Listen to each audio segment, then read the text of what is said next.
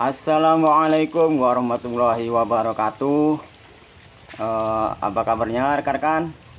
Semoga sehat, dipanjangkan umurnya dan dilancarkan rezekinya. Selamat siang rekan-rekan.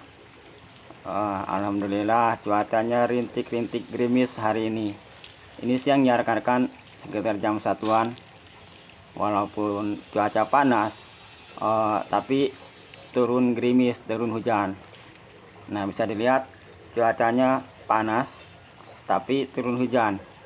Nah, di cuaca seperti ini saya akan membahas tentang kenapa sih entok-entok kalian di musim seperti ini banyak yang terserang penyakit, terutama MB atau mata biru. Nah, kali ini rekan-rekan, saya akan sedikit menjelaskan ya tentang pengalaman saya kenapa di musim seperti ini banyak sekali entok yang terkena MB ataupun penyakit yang lain. Nah rekan-rekan, nanti saya akan membahas tentang perbandingan manajemen kandang ya. Manajemen kandang punya saya dengan punya teman saya. Karena manajemen kandang yang baik atau buruknya itu akan sangat mempengaruhi kesehatan entok kalian. Apalagi di perubahan cuaca ekstrim yang sekarang ini. Kemarin entok teman saya itu terserang kena MB.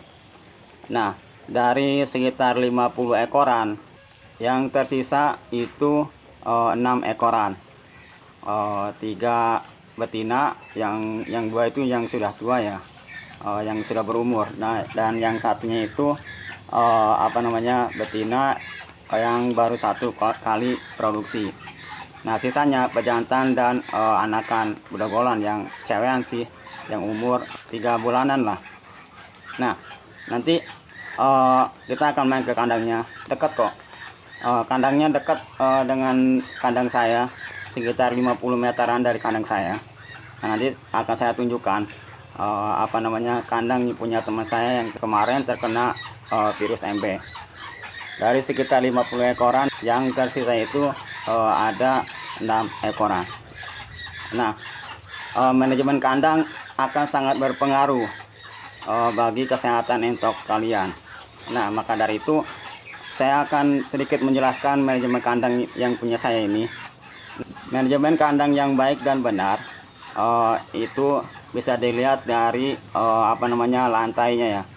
Lantainya terjaga kering walaupun di musim penghujan. Nah, kalau kandangnya becek, itu akan sangat tidak nyaman bagi entok kita. Jangankan entok, kita sendiri pun kalau tidur yang di tempat becek atau dingin akan sangat tidak nyaman dan akan sangat mempengaruhi kesehatan kita, termasuk entok. Dan kandang yang becek pun akan sangat mempengaruhi pertumbuhan suatu penyakit ataupun virus. Karena penyakit atau virus yang ditimbulkan itu berasal dari kotoran entok itu tersendiri. Nah, ditambah dengan keadaan kandang yang becek, itu akan sangat cepat sekali pertumbuhan virus ataupun penyakit yang bisa menyerang entok kita. Dan manajemen pakan juga sangat berpengaruh untuk kesehatan entok kita.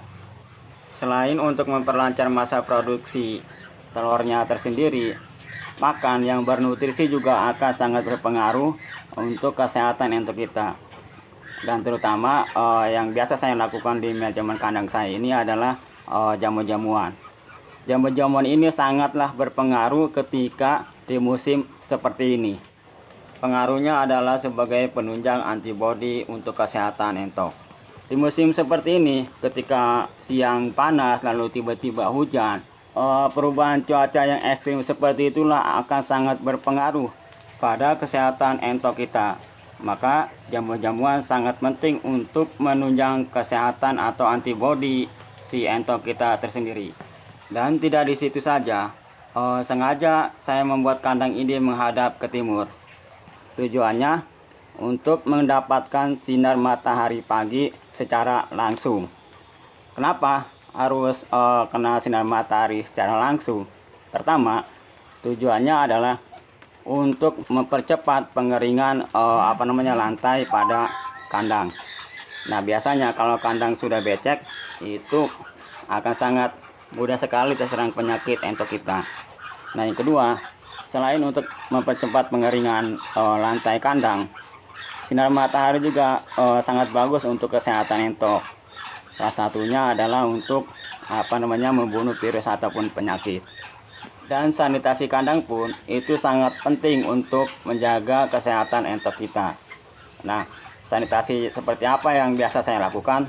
Nah, sanitasi yang biasa saya lakukan adalah dengan menggunakan campuran air Baiklin dengan air biasa. Nah, biasanya yang saya lakukan untuk sanitasi kandang yaitu perbandingannya 1:9 atau paling banyak 1:10. 1 liter Baiklin sama 10 liter air atau 9 liter air. Nah, waktu yang pas untuk melakukan sanitasi itu kapan sih? Yang biasa saya lakukan untuk melakukan sanitasi kandang adalah pas waktu sore hari. Misalkan pukul 4 sore atau 5 sore. Nah, kenapa harus sore? Tujuannya agar air Baiklin yang kita semprotkan itu tidak cepat mengering atau menguap. Ini bertujuan agar air Baiklin yang kita sanitasi tadi itu bekerja terlebih dahulu. Nah, kalau misalkan kita melakukan sanitasi pagi, misalkan di jam 9. Nah, secara otomatis di jam 9 itu cuaca akan mulai panas.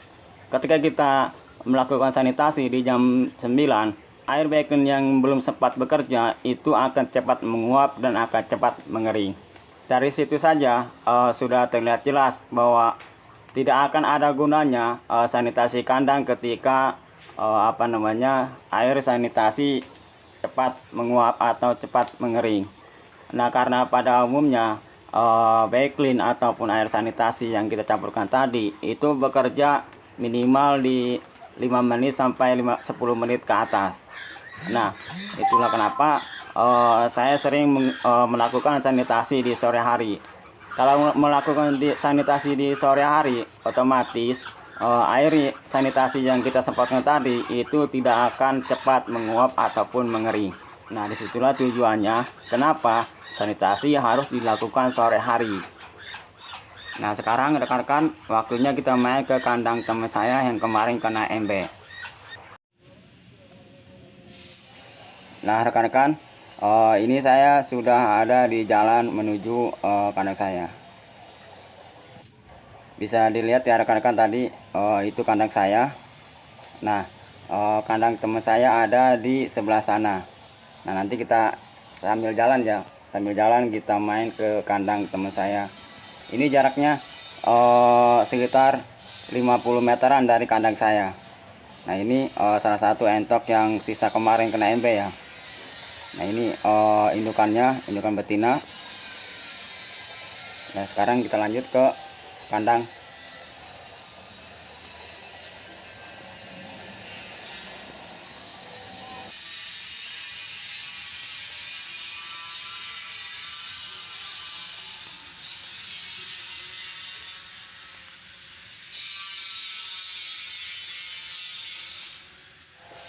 Nah, ini salah satu indukan betinanya yang sedang mengeram sisa kemarin yang terkena virus MB. Nah, sekarang kita main ke dalam kandangnya.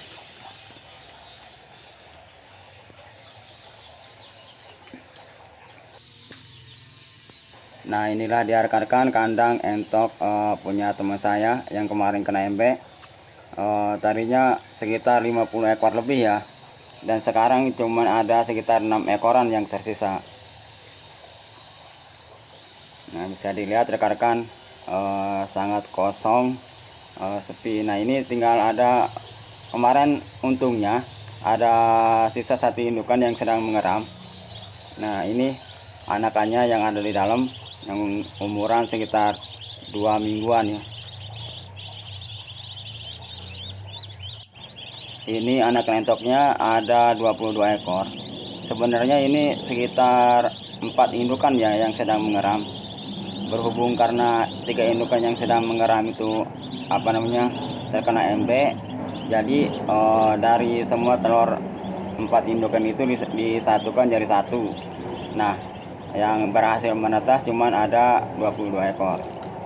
Nah, kandang entok punya teman saya ini terbuka ya, dia nggak ada atap untuk buat si entok itu beristirahat. Nah kalau sedang hujan, nah secara otomatis kandangnya sangat becek. Nah ini kandang buat mengeram si indukannya kosong. Kemarin banyak sekali yang mengeram di sini.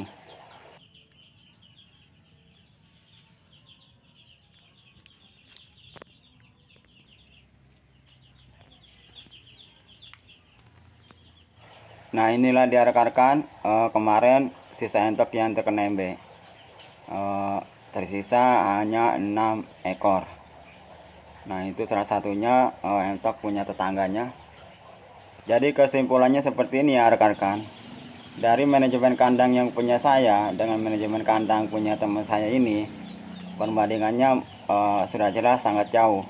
Nah manajemen kandang yang terbuka seperti ini akan sangat rawan sekali terkena embe ataupun penyakit ketika di musim penghujan, apalagi di musim perubahan cuaca ekstrim seperti sekarang ini. Kandang terbuka memang akan sangat bagus ketika di musim panas, tapi akan sangat rawan ketika di musim penghujan.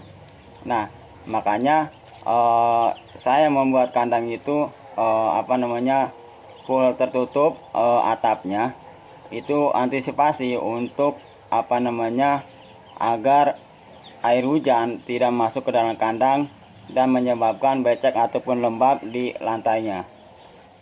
Jadi manajemen kandang yang baik atau buruknya itu akan sangat berpengaruh untuk kesehatan entok kita.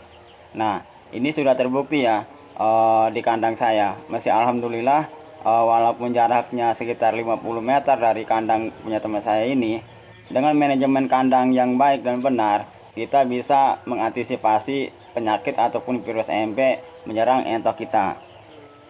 Nah rekan-rekan, cukup sampai di sini dulu pembahasan video kita kali ini.